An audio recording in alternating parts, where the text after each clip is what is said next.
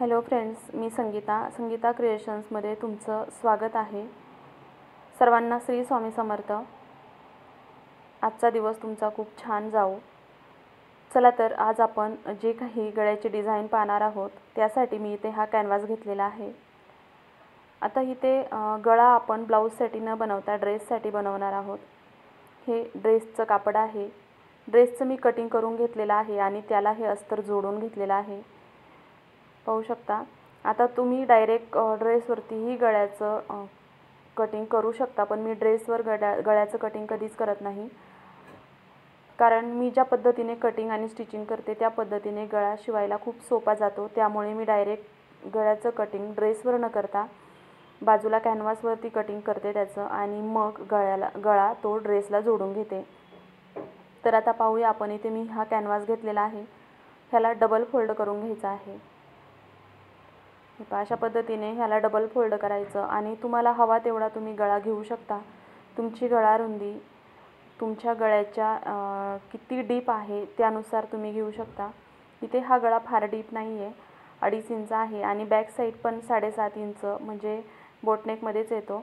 तर मी इथे गळ्याचं जे काही रुंदी आहे ती 2.5 इंच घेणार आहे आणि गळ्याची खोली घेणार आहे 6 इंच। टोटल मला 5.5 इंच हवा आहे, पण हाफ इंच शिलाईमध्ये जातं। खालच्या बाजूने पण मी 2.5 इंचावर एक मार्किंग करून घेतली आहे आणि आता हा बॉक्स मी आखून घेत आहे। हा बॉक्स आधी सरळ जसा आहे तसा चौरस आखून घ्यायचा आणि मग पंचकोनी गळ्याचं मार्किंग करून घ्यायचं आहे।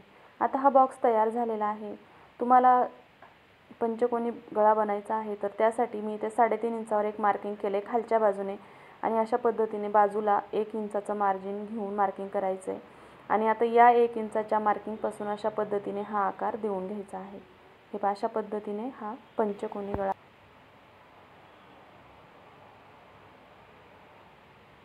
वरच्या बाजूने तुम्ही थोडंसं आतमध्ये पण घेऊ शकता। हे पहा, आता वरच्या बाजूने आपण थोडासा आकार करून घेऊया। हे पहा, वरच्या बाजूने मी 1/4 इंच आतमध्ये घेतलेला आहे आणि खालच्या बाजूने असा आकार देऊन घेतलेला आहे। हा झाला परफेक्ट पंचकोनी गळ्याचा आकार। आता तुम्ही 1.25 इंचाचं मार्जिन सोडून पाऊण इंचाचं मार्जिन सोडायचं आहे कॅनव्हासला, कारण आपण हे अस्तरला जोडून मग ते ड्रेसला लावणार आहोत। हे पहा, अशा पद्धतीने पाऊण इंचाचं मार्जिन घ्यायचं आहे। आधी मार्किंग करून घ्यायचं आहे। सर्व बाजूने मार्जिन सारखं ठेवायचं आहे। आता इथे व्यवस्थित पिनअप करून घ्यायचं आहे आणि नंतर गळ्याचं कटिंग करायचं आहे। मी इथे व्यवस्थित पिन लावून घेत आहे। आता अगोदर आतल्या साईडने गळ्याचं कटिंग करून घ्यायचं आहे। हे पहा, अशा पद्धतीने मी आतल्या साईडने गळ्याचं कटिंग करून घेतलेलं आहे। आता बाहेरच्या साईडनं आपण जे मार्जिन सोडलेलं आहे बरोबर त्या मार्जिनच्या साईडला कटिंग करून घ्यायचं आहे। अशा पद्धतीने पंचकोनी गळ्याचं कटिंग करून झालेलं आहे। आता आपण हे अस्तरवर ठेवून घ्यायचं आहे आणि अस्तरला पूर्ण जोडून घ्यायचं आहे।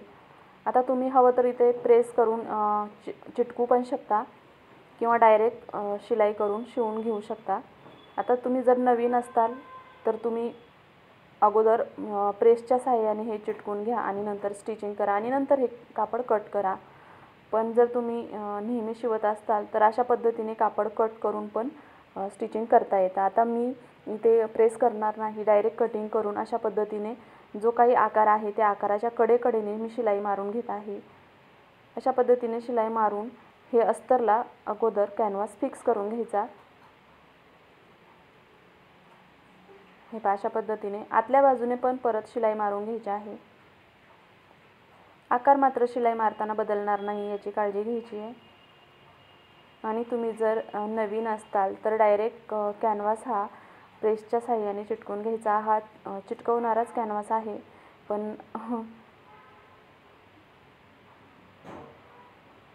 आता इथे मी थोडं कापड सोडलेलं आहे। आता ह्या कापडच्या कडेने अशा पद्धतीने हे कापड पूर्ण दुमडून घ्यायचं आहे कॅनव्हासच्या कडेने आणि ह्याला पूर्ण बाजूने शिलाई मारून घ्यायची आहे। एक्स्ट्राचं कापड जर असेल तर इथे कट करून घ्यायचं आहे आणि पूर्ण गळ्याच्या बाजूने शिलाई मारून घ्यायची आहे।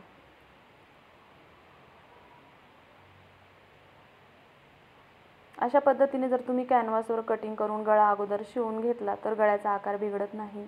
आणि जर डायरेक्ट ड्रेसवरती करायला गेला आणि चुकून जर थोडं कमी जास्त झालं तर पूर्ण ड्रेसचं नुकसान होतं। त्यापेक्षा असा कॅनव्हासवर आधी गळा तयार करून घ्यायचा आणि नंतर तो ड्रेसवर ठेवून शिवून घ्यायचा. खूप छान परफेक्ट गळा बसतो.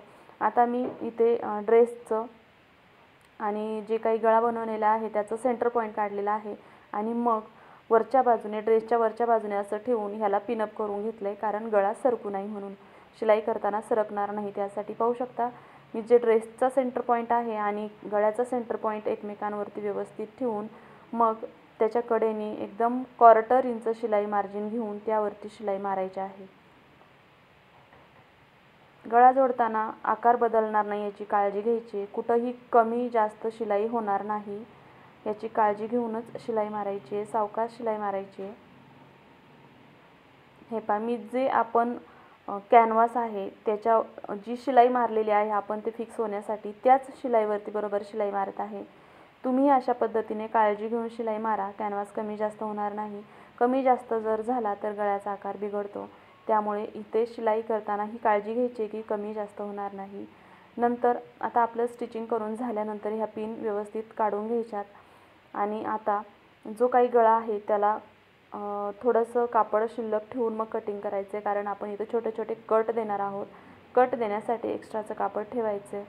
कट जर दिला, कट देऊन जर गळा फोल्ड केला तर व्यवस्थित फोल्ड होतो आणि डायरेक्ट तंतोतंत जर तुम्ही कटिंग केलं तर बऱ्याच वेळा शिलाई उसवण्याचा धोका असतो. त्यामुळे एकदम तंतोतंत कटिंग कधीच नाही करायचं. 1/4 इंचपेक्षा कमी मार्जिन सोडून मग कटिंग करून घ्यायचं आहे आणि जे काही 3 कोने आहेत आपले, हे तिन्ही कोने व्यवस्थित काढून घ्यायचे आहेत. तिन्ही कोण्यांना व्यवस्थित कट द्यायचा आहे. हा कट खूप महत्त्वाचा आहे. हा कट जर व्यवस्थित बसला तर गळा व्यवस्थित फोल्ड होतो आणि गळ्याचा आकारही बदलत नाही. आता हे जे काही वरचे आकार आहे ह्यांना पण छोटे छोटे कट देऊन घ्यायचे. छोटे छोटे कट दिल्याने गळा एकदम व्यवस्थित फिनिशिंग सोबत फोल्ड होतो आणि गळा कुठेही ओढल्यासारखा, खेचल्यासारखा वाटत नाही. हे अशा पद्धतीने मी सर्व गळ्याचा जो भाग आहे त्याला असे छोटे छोटे कट देऊन घेतलेले आहे. आता आपण हा गळा फोल्ड करून बघूया व्यवस्थित कसा वाटतोय ते. हे पहा, आता काय करायचं आहे, हा गळा व्यवस्थित असा फोल्ड करून घ्यायचा आहे. तुम्ही हवं तर अशा पद्धतीने फोल्ड करून त्यावरती एकदा प्रेस फिरवून मग तुम्ही सिलाई करू शकता. तुम्ही जर नवीन असताल तर तेच करा की अगोदर फोल्ड करायचा, व्यवस्थित प्रेस करून घ्यायची आणि मग त्यावरती स्टिचिंग करायची. पण जर तुम्ही जुन्या असताल तर जुन्या मैत्रिणींचा खूप सराव झालेला असतो त्यामुळे गरज पडत नाही. पण तुम्ही जर नवीन असताल तर तुम्ही ही ट्रिक्स अवश्य वापरा की अगोदर अशा पद्धतीने गळा व्यवस्थित फोल्ड करून घ्यायचा आहे, हाताने सेट करायचा आणि प्रेस करून घ्यायचा आणि मग त्यावरती डायरेक्ट दाबटीप मारून घ्यायची. हे पहा, आता मी इथे हातानेच ह्याला व्यवस्थित सेट करत आहे, मी इथे प्रेस वगैरे करणार नाही. हे पहा, अशा पद्धतीने व्यवस्थित फोल्ड करायचा आहे आणि एकदम किनाऱ्यावरती दाबटीप मारून घ्यायची आहे. हाताने व्यवस्थित सेट करायचं आहे. शिलाई मारताना पण काळजी घ्यायची की खालचं जे अस्तरचं कापड आणि वरचा जो ड्रेसचा कापड त्याचं एकदम किनार व्यवस्थित अशा पद्धतीने पकडायची. हवं तर आपल्या हाताच्या साह्याने किनार व्यवस्थित आतमध्ये लोटायची आणि मग त्यावरती दाबटीप मारून घ्यायची आहे.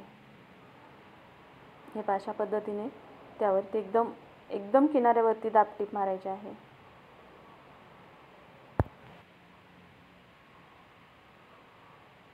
हे पहा, अशा पद्धतीने सेट करायचं आहे हाताच्या साह्याने आणि दाबटीप मारायची आणि प्रेस जर केलं तर हे सेट करण्याची गरज पडत नाही. अशा पद्धतीने किती छान सुंदर असा गळ्याचा आकार पण मस्त आला आहे आणि ह्या ड्रेसला हा गळा पण खूप शोभून दिसत आहे. पाहू शकता गळा आपला स्टिचिंग करून झालेला आहे. खूप छान सुंदर आकार आला आहे. बॅक साईडने पण पहा, सुंदर असा गळा दिसतोय. आता इथं जे आहे इथं तुम्ही हात शिलाई करू शकता किंवा डायरेक्ट वरच्या बाजूने अजून एक शिलाई घेऊ शकता, पण मी इथे हात शिलाई करणार आहे. तुम्हाला जर ही गळ्याची डिझाईन आवडली असेल, व्हिडिओ आवडला असेल तर व्हिडिओला लाईक करा, कमेंट करा आणि नवीन असताल तर चॅनलला सबस्क्राईब जरूर करा. व्हिडिओ पाहिल्याबद्दल धन्यवाद.